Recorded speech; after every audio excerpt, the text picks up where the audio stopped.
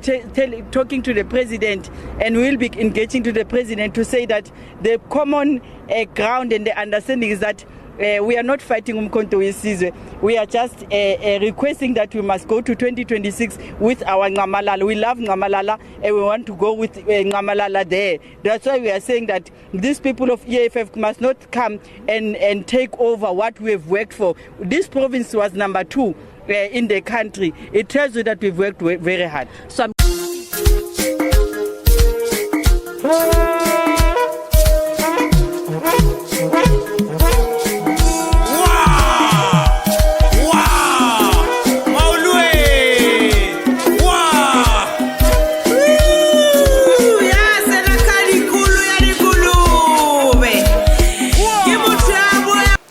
she's a commander of MK soldiers in the province of Mpumalanga, the second most performing province.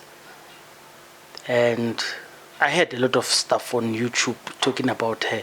Remember, I did a podcast about her, and I said, comrades, let's talk. What is happening? Who is she? Is she really fired? And Mkhwebani was the one who released a statement saying, no, don't worry, there's no confusion, she's out of her position. And that position that she took, it was her position. All 3 positions belong to her. Mary Phadi is, by all intents and purposes, the best performing province that she leads, FMK. And she's very disappointed. She said that she does not fight the president, she fights these elements who are coming in. She named the elements. She says it's EFF. Now, comrades, let's speak. Fighters, let's speak. Commanders, let's speak. Forces must unite. Forces must unify and control this thing. It's going to be a mess if people do not sit down and talk. It's going to be a mess. I don't understand. You see, when we say there are internal cabals within MK, people think we are casting aspersions and we are discampaigning a party that is 1 year old and stuff. No, we are not. We are just saying recognize people who come in. I spoke a lot on this podcast about the fact that comrades do come to me and comrades do come to other people and they discuss the reality that you, and Mary Phadi says it, you can't build a party, sacrifice a lot, invest. During the elections, I spoke about how commanders are spending their own money from their own pockets to build MK. These people are going to need a return on investment. Mary Phadi is a businesswoman, and she's a president of the SA Truckers Association. She has put resources behind this, and she's got a following. People follow her. So she's not falling from the sky.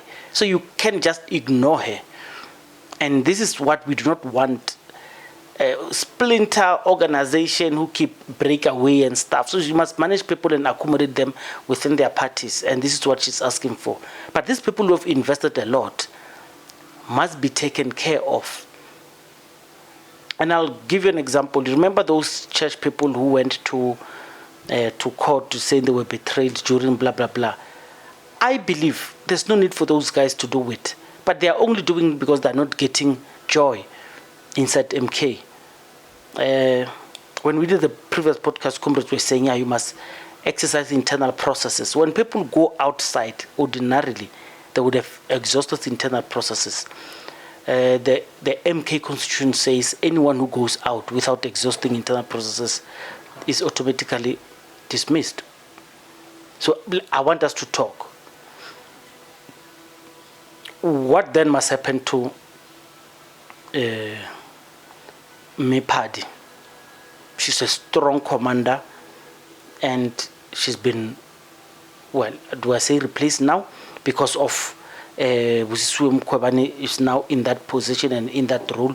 What should MK do next? Let's wait for an official press conference, because I think a media statement may not do justice to this. Let's hope for a media statement. I hope wherever she is, she is driven to Nkandla or the Nkandla president has arrived to speak to her, because this needs people to sit down and talk. You know how ANC big, how big it is. They call it a broad church. People are able to sit down there with their enemies and talk and give each other space. They can do that within MK. It is of no use. It is of no use at all to pretend as if there are certain people within MK who are not happy. You can blame me, you can blame other people, you say they are anti-MK. But there are people who are unhappy in MK, and these people need to be engaged. They need to be accommodated. MK is a big church. You can accommodate all these people. There are people who are working the ground, who are going to be overtaken, parachuted by other people who will then be seniors. All I'm saying is accommodate everyone and make sure that everything works out for the best. Machine politically incorrect. Let's hear more. Thank you.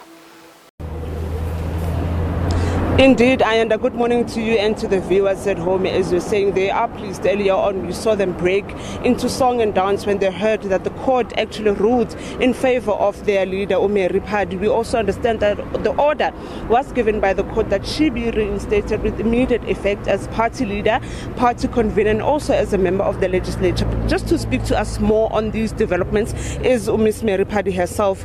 Mary, the court has ruled in your favor. How do you feel? And tell us more. What is going to happen now moving forward? It is indeed a victory that we were granted the order today, and it means that there is no one that will live with the propaganda in Mkhwebani Sizwe, and it is going to assist many comrades with the reality of being sabotaged as a politician. So indeed, it is exciting for seeing that the court has been fair today. Now there's going to be a bit of confusion. You've been reinstated as party leader, convener, and member of legislature. Mkhwebani was in the picture, or is in the picture, for all these positions. What needs to happen now? What's going to happen in your view? Look, the internal process of Mkhwebani Sizwe were not followed, and because of that reason, I have been reinstated as the convener of the province in Mpumalanga. I've also been reinstated as a party leader in the legislature.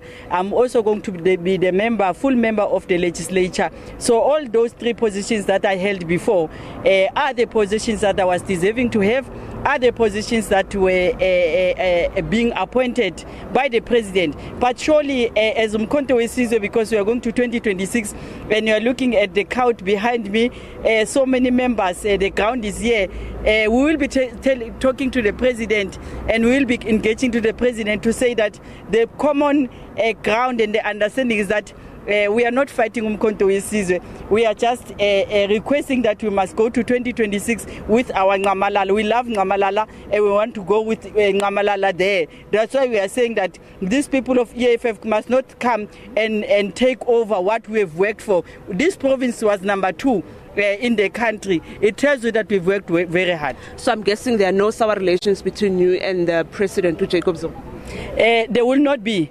Because if you read the letter, you can clearly see that President Jacob Zuma is a matured man. He understands politics, he understands propaganda, and he knows exactly what is happening. Hence, he has allowed me to be given this opportunity to resolve matters in this manner. Nobody will go to court if he has stolen money, and nobody will go to court if he has arranged hitmen to kill somebody else. There's nothing like that. I'm not arrested. In fact, today is my birthday. So this is a birthday present.